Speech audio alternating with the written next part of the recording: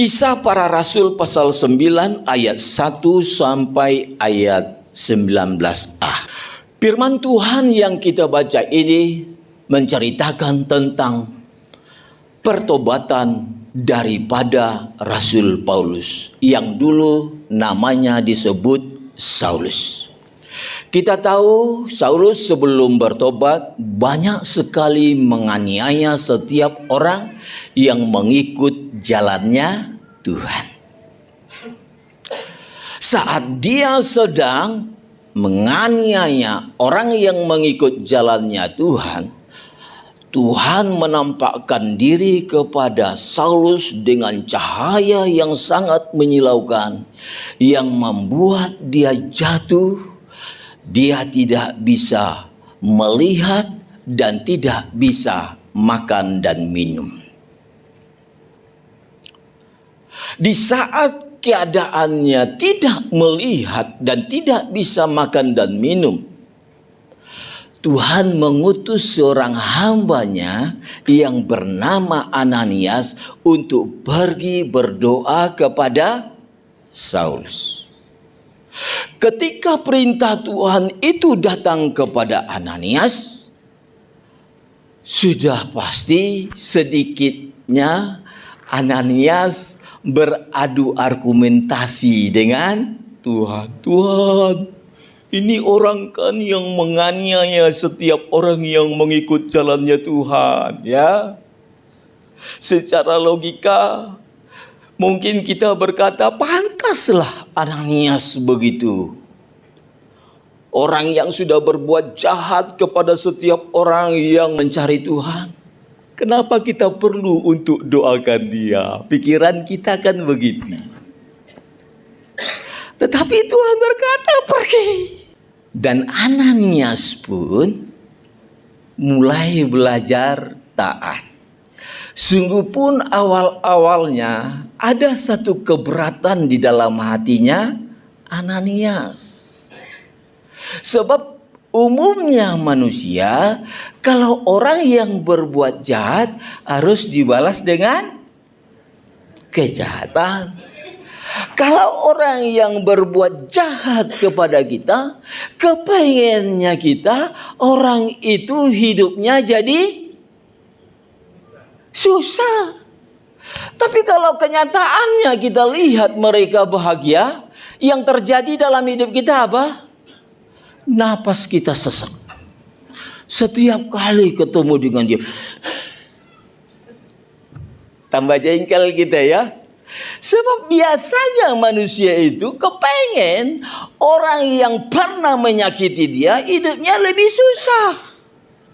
Nah, ketika Ananias beradu argumentasi dengan Tuhan, mungkin kita berkata, itulah umumnya manusia. Tapi kita melihat, saudara yang kekasih, pada akhirnya Ananias pun taat. Dia pergi dan dia doakan Saulus. Perhatikan di dalam ayat 17, di situ dikatakan, lalu pergilah Ananias ke situ dan masuk ke rumah itu.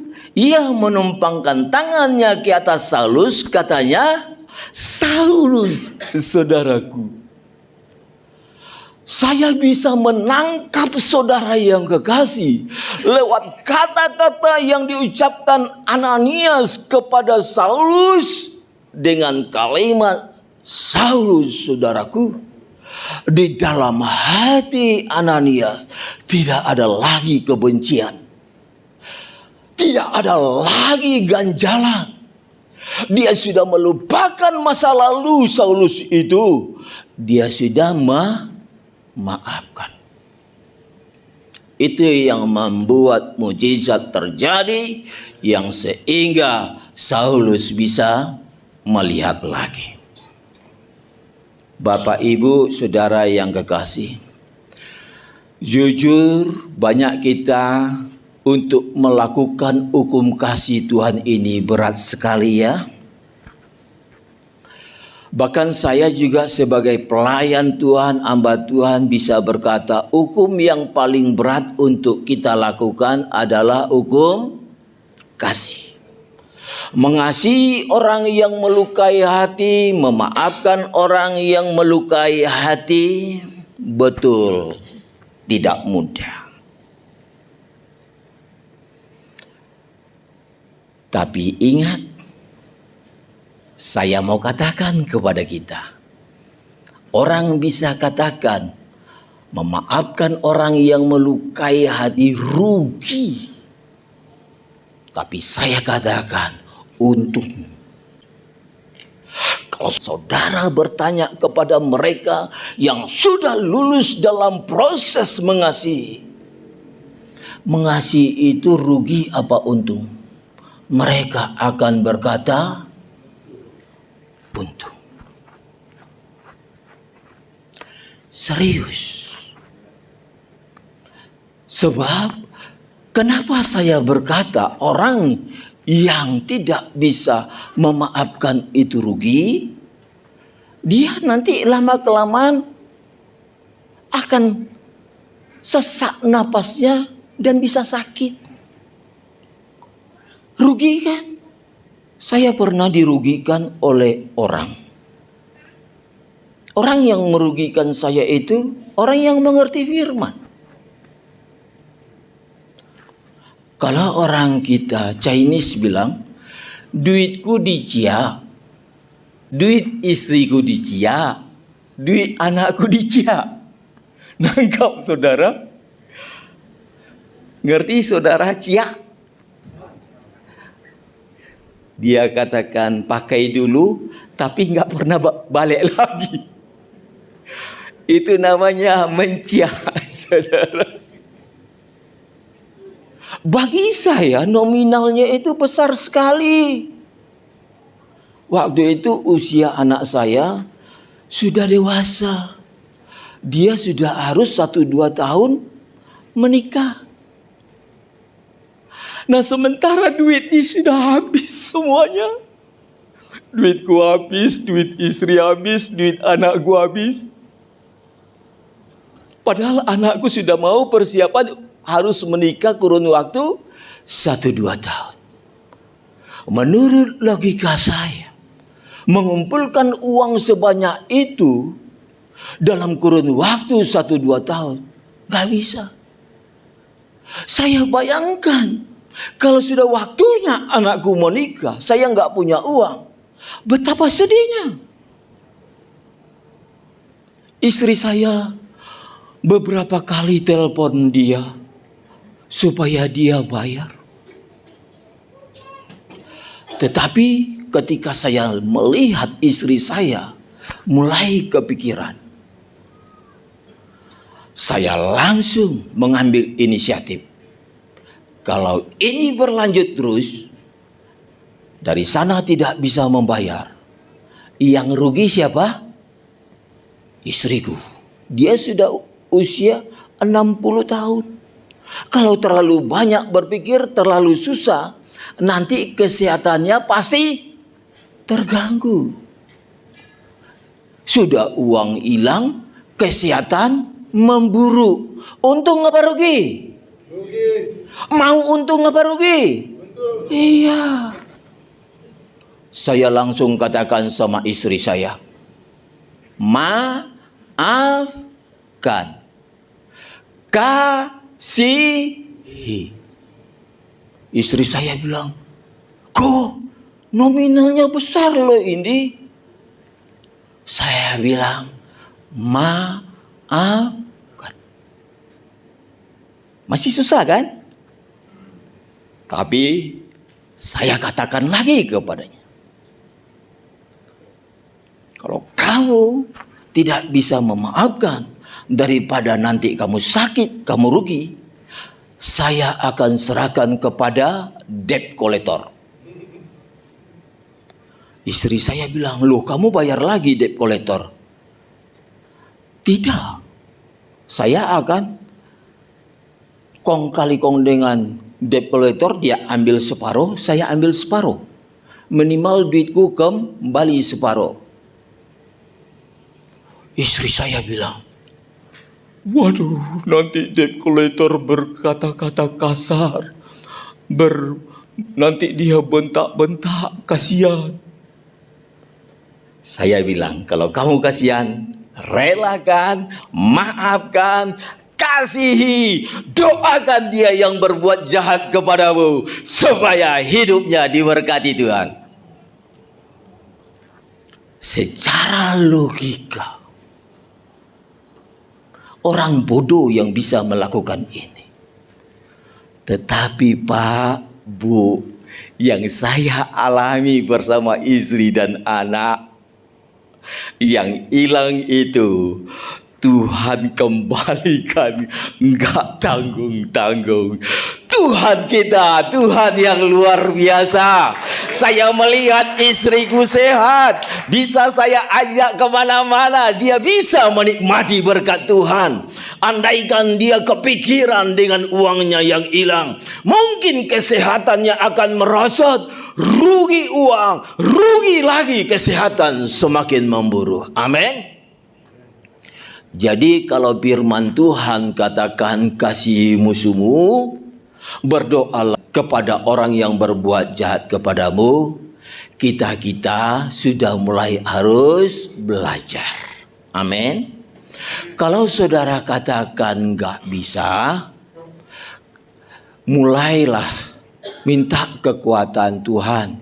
Ini hukum kasih, ini berat Tuhan. Kalau enggak ditolong Tuhan, saya enggak bisa. Minta kekuatan dari Tuhan. Sebab apa? Kalau saudara enggak lulus-lulus, pasti diperhadapkan Tuhan dengan orang yang modelnya seperti ini. Ketemu nanti dengan orang di kota Manado, menjengkelkan lagi ya. Nggak lulus soalnya. Pergi ke Bitung, ketemu lagi dengan orang yang menjengkelkan hati. Begitu seterusnya. Sebab iblis itu selalu ada di mana-mana. Kita nggak boleh lari dari hukumnya Tuhan ini. Kita nggak boleh menghindar. Kita harus hadapi.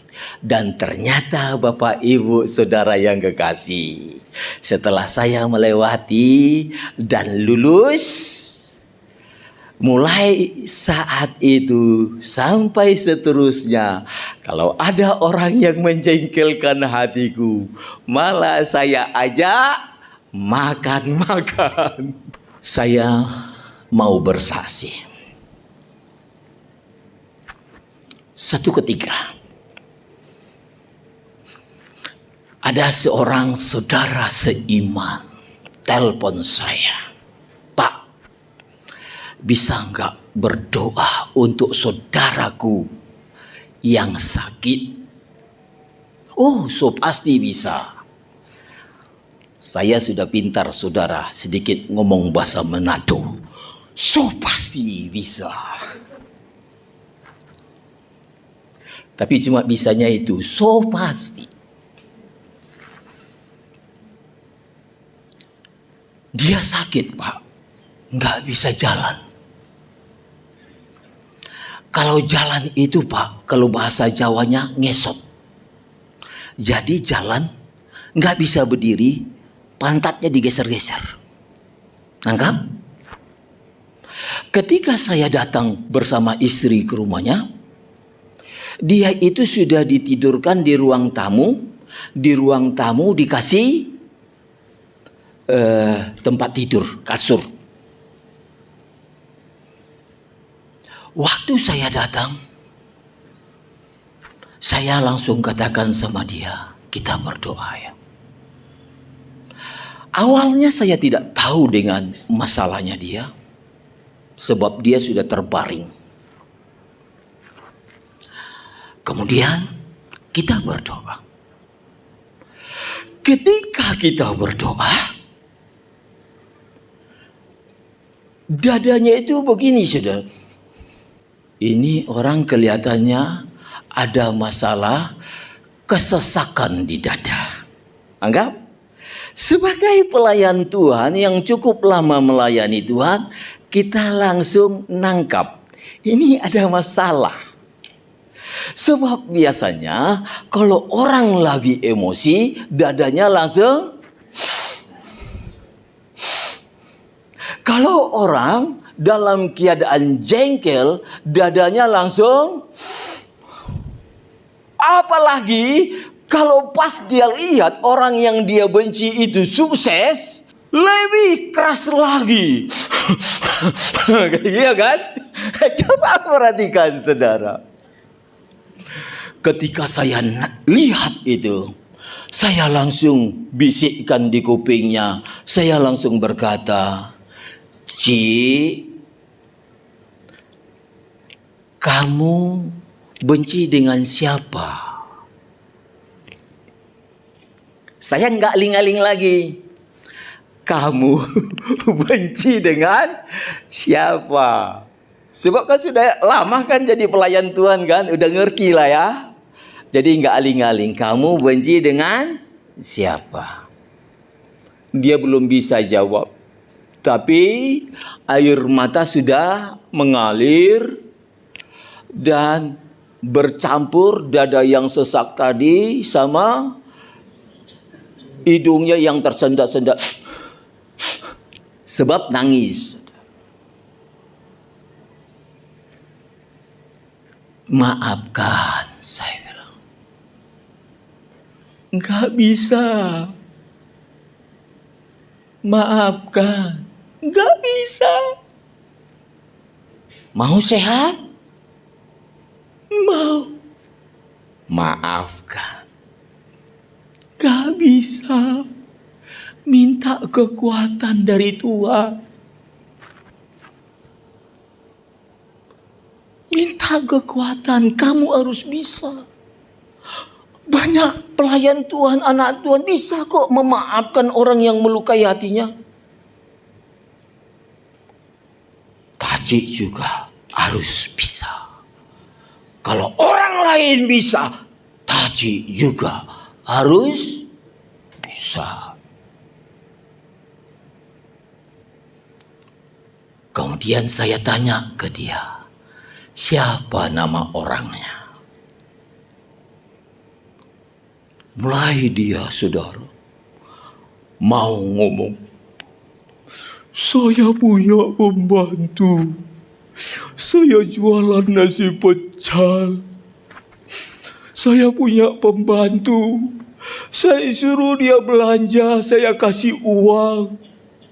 Tahu-taunya dia utang di pasar, orang pasar datang nagih ke sini. Kemudian saya pecat dia. Karena dipecat, disantet sama pembantu itu. Nanggap? Sebab kita anak-anak Tuhan ini sebenarnya tidak mampan kok santet itu. Sebab kepada keturunan Yakub kan nggak mampan dikatakan firman Tuhan. Tapi kok bisa disantet? Ya karena kita buka celah. Kita buka celah disantet mampan. Jangan kita berkata semua orang Kristen tidak mampan disantet. Kalau kita buka celah mampan kok. Mampan. Disantet sama pembantunya. Sebab pembantunya itu dipecat kayak gitu, jengkel, disantet sama dia. Nggak bisa jalan, dia ngesot. Dibawa ke rumah sakit, disuntik sama dokter, tambah ngesot lagi dia. Tapi saudara tahu, ketika dia bisa mengampuni, bisa memaafkan, langsung saat itu juga dia berdiri. Ketika kita mau pulang, dia antar kita sampai ke depan pintu. Tuhan Maha Kuasa. Amin. Untung atau rugi kalau kita mengasihi? Untung ya. Kan saudara tahu, mungkin orang yang dekat saya ini kenal dengan orang itu. Bisa lampaikan tangannya Bu Ai. Dia kenal saudara. Jadi mulai dari saat ini jangan pernah kita menyimpan kepahitan. Jangan pernah menyimpan kebencian. Amin. Sebab itu akan merugikan Dari segi kesehatan pasti terganggu kesehatan kita. Dari segi keuangan sudah pasti banyak ruginya kita. Sebab kalau kita, wajah kita, kalau orang Jawa bilang wajah sudah tampang susah, kayak ditekuk kayak kardus gitu. Wajah susah kayak gitu. Pembeli datang, kita nggak ramah, nggak jadi beli. Rugi nggak? Rugi.